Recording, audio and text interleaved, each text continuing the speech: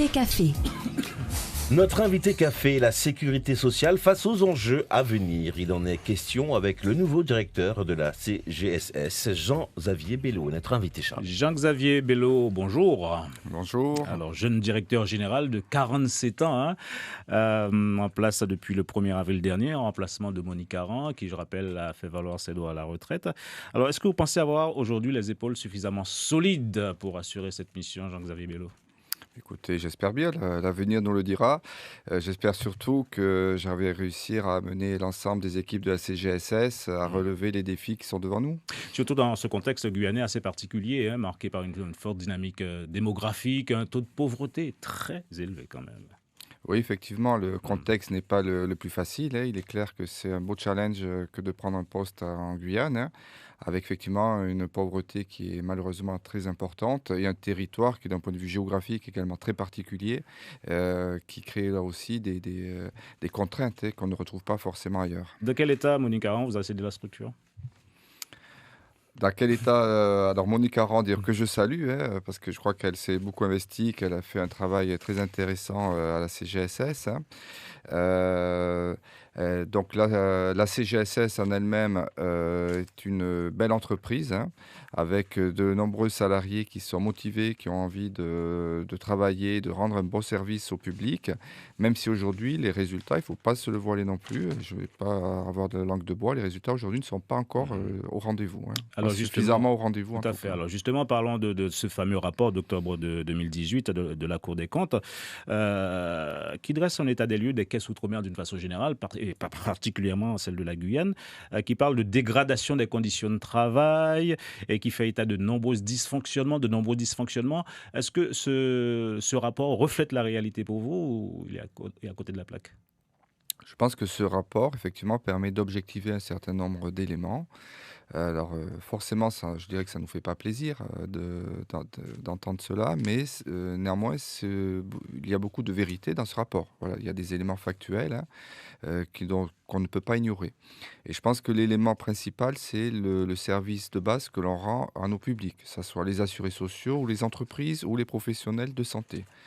Et l'on se doit, et ça sera pour moi une priorité, de pouvoir donner les prestations dans les délais, de payer les bons montants, et non seulement dans les délais, mais en plus le bon montant, donc d'avoir la qualité aussi du traitement qui soit au rendez-vous. Que ce soit pour les assurés, que ce soit pour les entreprises et que ce soit dans les relations avec les professionnels de santé également.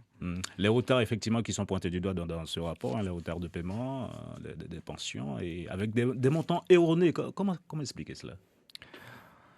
Manque de personnel ?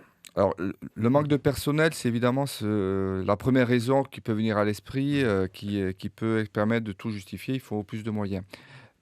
Je pense que honnêtement, c'est pas une réponse satisfaisante ni suffisante. Je pense qu'effectivement, on est sous contrainte budgétaire, mais je dirais l'ensemble du pays est sous contrainte budgétaire. Voilà. Donc, c'est pas une particularité. Donc, on doit tous faire au mieux avec les moyens dont on dispose. Par contre, ce qui peut être particulier quand même en Guyane, c'est qu'il y a effectivement, une fois, un territoire qui est plus difficile parce qu'effectivement, il y a un cumul de difficultés, de pauvreté, d'étendue du territoire. Il y a un certain nombre de services qui ne fonctionnent pas toujours à l'optimal, que ce soit par exemple au niveau d'Internet. On n'a pas un accès à Internet aussi bon qu'on pourrait avoir sur l'ensemble du territoire, que ce soit même tout simplement pour envoyer un courrier par la poste. On sait très bien qu'il y a des fois des difficultés pour que le courrier qu'on envoie soit bien réceptionné. Donc, il y a une série de difficultés qui rendent le travail un peu plus compliqué, un peu plus difficile. Il ne faut pas le nier. Et puis, il y a eu en Guyane, alors moi, je ne suis pas un spécialiste de la Guyane, mais je constate qu'il y a eu des crises. Il y a eu des crises fortes qui ont aussi rendu plus difficile le travail, qui, à un moment, ont compliqué les choses. Et maintenant, il faut réussir à remonter. Alors, il y a eu des crises au sein même de la CGSS, puis une crise sociale que tout le monde connaît pour l'ensemble de la Guyane. Et donc, on a eu ce cumul-là et qui a vraiment compliqué les choses, parce qu'effectivement, ça a déséquilibré le fonctionnement des services. Ça me paraît assez évident. Et après, aujourd'hui, on est dans la phase où il faut remonter cette pente, il faut réussir à régulariser et se remettre au travail pour offrir le service que l'on doit, encore une fois, à nos publics. Alors justement, si on peut rester un peu sur le service de base que vous évoquez, qui n'est pas rendu comme l'aurait fallu au public, c'est dû à quoi? C'est de l'incompétence? Vous dites que ce n'est pas forcément un manque de moyens. Alors, les difficultés, vous l'avez évoqué, ont peut-être causé du retard, mais sur ce qui n'est pas fait correctement, c'est quoi? Alors, je dirais que c'est ni incompétence ni manque de moyens. C'est plutôt lorsqu'on a un cumul, encore une fois, lorsqu'on a un moment donné une forme de paralysie ou de difficulté, ça veut dire que ça nous fait un retard, ça nous fait un stock, ça nous fait un certain nombre de dossiers qui sont maltraités ou pas traités. Et la machine, elle s'emballe. Parce qu'effectivement, dès lors qu'on a un retard, on doit travailler avec ce retard. Et Mais on a tant l'impression mais on a l'impression qu'on n'arrive pas à le que c'est tout le résorber, temps, que c'est tout le oui, temps, parce que tant qu'on n'arrive pas à résorber ce retard, finalement, le retard génère lui-même du retard. Parce que comme on n'a pas traité les dossiers, les gens renvoient un deuxième dossier. Et ils viennent à l'accueil et ils font des réclamations. Et donc, ça rajoute du travail. Et à force de rajouter du travail, on s'en sort plus, en fait. Donc, on est dans une sorte de spirale infernale dans laquelle le retard, les difficultés se nourrissent d'elles-mêmes et ça crée une véritable spirale. Aujourd'hui, on est en train d'en sortir. Mmh. Est-ce que, par exemple, le cas de la Guyane, vous l'avez évoqué, de l'immigration, de cette forte immigration, comment dirais-je, alourdit le fonctionnement de la caisse également? Ou alors pas du tout? Alors, c'est vrai qu'il y a effectivement une population d'origine étrangère, donc de la migration, que l'on doit traiter au titre en particulier de l'aide médicale État, qui nous fait une charge de travail supplémentaire. Cela étant, on a des moyens supplémentaires pour faire face à cette charge de travail. Donc, ce n'est pas le motif, je dirais, spécifique du retard. Non, je pense que c'est réellement cet historique qui s'est cumulé. Et aujourd'hui, donc, la caisse est en train de se mettre en ordre de marche pour pouvoir effectivement sortir, réussir à déstocker. C'est-à-dire que, comme le nom l'indique, chaque dossier en retard, on le sort du stock pour redresser la situation. Et les premiers résultats sont encourageants. Moi, j'aimerais d'ailleurs, j'en profite pour souligner le travail réalisé par les équipes. Donc, on a eu pendant cet été, en juillet-août, tout un travail de résorption des stocks qui a été initié, avec des résultats tout à fait satisfaisants. Par exemple, sur les dossiers de CMU, aujourd'hui, ils sont à moins de 60 jours. Alors, c'est encore un délai trop élevé, on aimerait être beaucoup plus bas, mais en fait, on était plutôt dans les 70 jours. Donc, on a quand même déjà gagné dans les 70 ou 80. Donc, on a déjà quand même Il faut, gagné. selon vous, mutualiser certaines tâches pour plus d'efficacité, comme le préconise d'ailleurs le rapport. Alors, sur la mutualisation, alors Mm. c'est un peu un gros mot qui peut faire peur. Parce Oui. que derrière, c'est la les mutualisation, autres régions, hein. voilà, avec les autres Mm. régions, on se dit on va perdre des emplois, on va perdre le lien avec le public, etc. Euh, Moi, je dirais, moi, je suis très pragmatique. La mutualisation des activités se réalise sur l'ensemble du territoire, sauf justement dans les DOM. Toutes aujourd'hui les caisses de sécurité sociale travaillent en Sans réseau perte d'emploi, et sans perte d'emploi globalement. Parce qu'effectivement, globalement. globalement, sans perte d'emploi.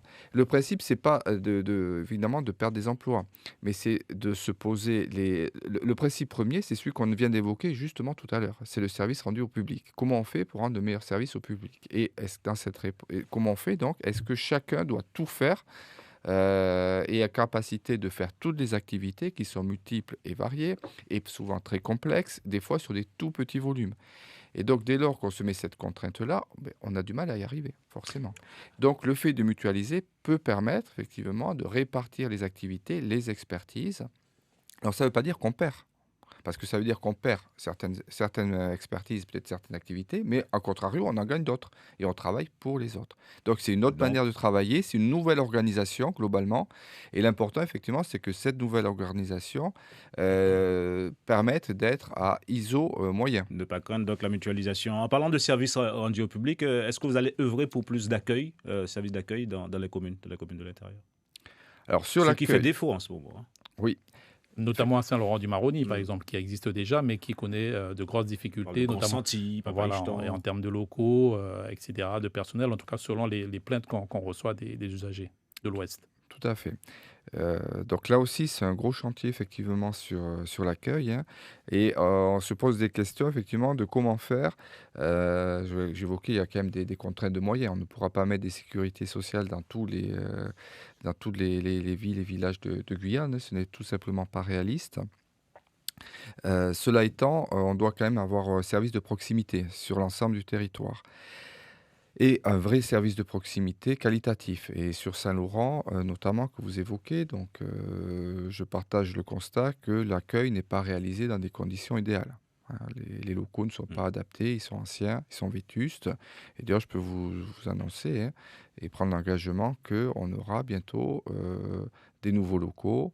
On a les budgets pour cela, on les a obtenus. D'ailleurs, c'est Monique Aran, encore une fois, je la salue, c'est un bel héritage qu'elle laisse là, qui avait obtenu les crédits pour pouvoir acquérir des nouveaux locaux sur Saint-Laurent pour effectivement mettre des conditions de travail adaptées, modernes, sur Saint-Laurent.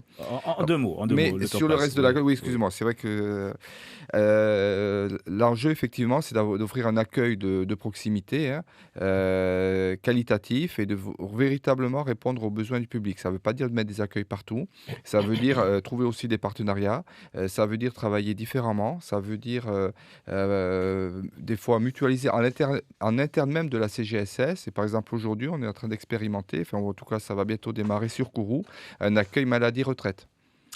Beaucoup de points à aborder avec vous. Malheureusement, le temps passe très vite. Promettez-moi que vous reviendrez dans une autre émission de Jean-Xavier Bello. Ah ben, écoutez, promettez-moi que vous m'invitez. Voilà, rendez-vous est pris. Merci d'avoir répondu à nos questions ce matin. Suivez l'info sur Guyana Première, télé, radio et Internet.